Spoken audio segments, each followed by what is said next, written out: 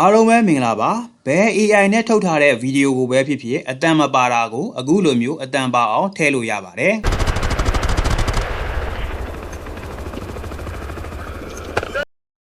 ကိုထွက်စေခြင်းတဲ့အတန်ကို free ထည့်လို့ရတာဖြစ်ပါတယ်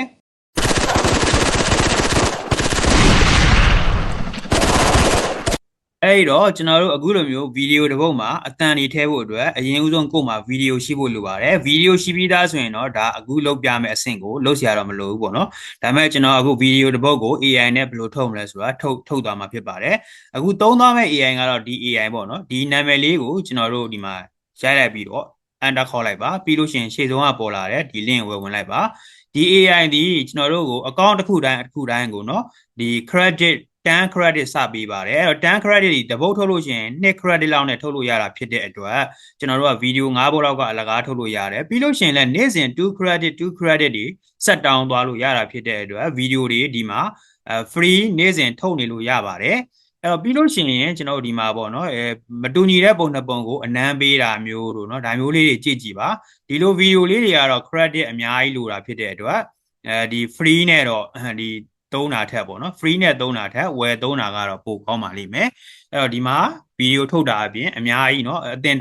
သုံး template တွေလည်းအများကြီးရှိပါတယ်လောလောဆယ်ကတော့ကျွန်တော်ကဒီစာသားကနေပုံကနေဗီဒီယိုလည်းပြောင်းလို့ရတယ်စာသားကနေဗီဒီယိုလည်းပြောင်းလို့ရတာကိုကျွန်တော်စာသားကနေဗီဒီယိုပြောင်းတာကို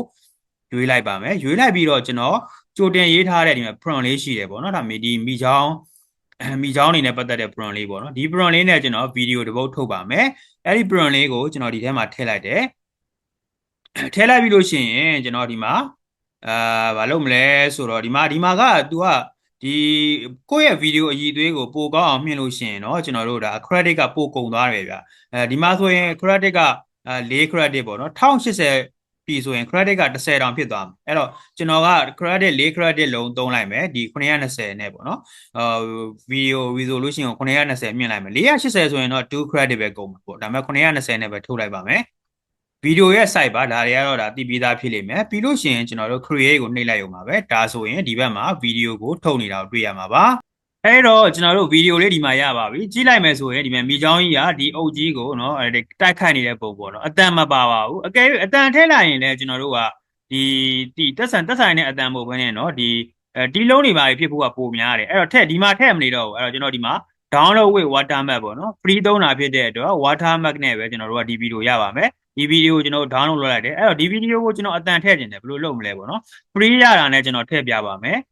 အခုဒီမှာကျွန်တော်တို့ Google မှာဒီမှာ Hugging Face เนาะ MM Audio လို့ရိုက်လိုက်ပါရိုက်လိုက်ပြီးတော့ကျွန်တော်တို့ enter ခေါက်လိုက်ပါပြီးလို့ရှိရင်ရှေ့ဆုံးပေါ်လာတဲ့ဒီ link တွေကိုပဲကျွန်တော်တို့ဝင်လိုက်ပါဝင်လိုက်ပြီးလို့ရှိရင်ကျွန်တော်ကဒီမှာဗီဒီယိုကျွန်တော်တို့စောစောက download လုပ်ခဲ့တဲ့ဗီဒီယိုကိုဒီနေရာလေးကိုနှိပ်ပြီးတော့ကျွန်တော်တို့ထည့်ပါမယ်အဲ့တော့ကျွန်တော်တို့ဒီ download ထဲမှာကျွန်တော်ဒီဗီဒီယိုလေးပေါ့နော်ဒီဗီဒီယိုလေးကိုကျွန်တော်တို့စောစောကမှထုတ်လိုက်တဲ့ဒီဗီဒီယိုလေးကိုထည့်လိုက်မယ်ထည့်လိုက်ပြီးတော့ကျွန်တော်တို့ကဒီဗီဒီယိုကိုအတန်တွေထည့်နေတာလဲဆိုတော့ဒီမှာမိချောင်းကဒီမြေကြီးအကြည့်တဲ့အတန်တို့နော်မိချောင်းရဲ့အတန်တို့ဒီတိရစ္ဆာန်တွေရဲ့ on နေတဲ့အတန်လို့ကိုကျွန်တော်ထည့်ချင်တာပါအဲ့ဒါလေးကိုကျွန်တော် copy ကူးလိုက်တယ် copy ကူးလိုက်ပြီးတော့ဒီနေရာမှာကျွန်တော်ထည့်ပေးလိုက်ပါတယ်ထည့်ပေးလိုက်ပြီးတော့ဒီမပါချင်တာကတော့ music မပါချင်တာဖြစ်တဲ့အတွက် music သူ့ဘာသာသူဒါ automatic ထည့်ထားတာပါပြီးလို့ရှိရင်ကျွန်တော်တို့ရဲ့ဗီဒီယိုအရှိက8စက္ကန့်မဟုတ်ဘူး9စက္ကန့်ဖြစ်တဲ့အတွက်ဒါလေးကို9စက္ကန့်လို့ပဲပြောင်းလိုက်ပါမယ်နော်ပြောင်းလိုက်ပြီးတော့ကျွန်တော်တို့ဒီမှာ submit နှိပ်လိုက်ရုံပါပဲနော် submit နှိပ်လိုက်ပြီးဆိုတာနဲ့ကျွန်တော်တို့ဒီမှာဒီဘေးမှာဒီဗီဒီယိုကိုစတင်ပြီးတော့ထုတ်နေပါပြီအတန်လည်းထည့်ပေးနေပါပြီအဲ့တော့ तू ကမြန်မြန်ဆန်ဆန်ပဲအတန်ထည့်ပေးသွားပါတယ်ကျွန်တော်တို့ဒီအတန်လေးကိုနားထောင်ကြည့်အောင်မိချောင်းရဲ့အတန်ပေါ့နော်မိချောင်းခုန်လိုက်တဲ့အတန်လေးမျက်ရည်အတန်တွေကိုကျွန်တော်တို့ကြားရမှာဖြစ်ပါတယ်ဒီလိုနည်းအားဖြင့်ကျွန်တော်တို့ရဲ့ဗီဒီယိုတွေမှာကိုယ့်ရဲ့သက်ဆိုင်ရာအတန်လေးထည့်သွားလို့ရပါတယ် download ကိုဒီမှာနှိပ်ပြီးတော့ယူလိုက်ရုံပါပဲဟုတ်ပါပြီဒီလောက်ဆိုရင်တော့နားလည်ကြမယ်ထင်ပါတယ်ဒီဗီဒီယိုကတော့ဒီလောက်ပါပဲ